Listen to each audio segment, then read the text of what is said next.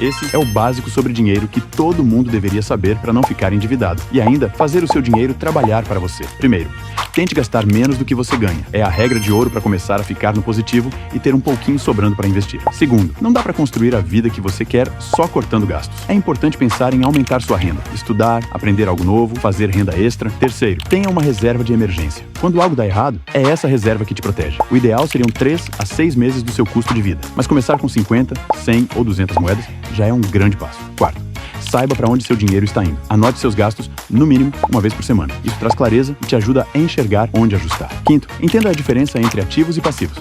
Ativos colocam dinheiro no seu cofrinho, passivos tiram. Não tem como viver sem passivos, mas quanto mais ativos você tiver, mais tranquila será a sua vida financeira. Sexto, cartão de crédito não é a extensão do seu salário. E por último, invista com o que você tem. Se você quer aprender a cuidar melhor do seu dinheiro de um jeito simples, comente básico para começar a usar o Economizap, um assistente financeiro direto do WhatsApp, de forma gratuita.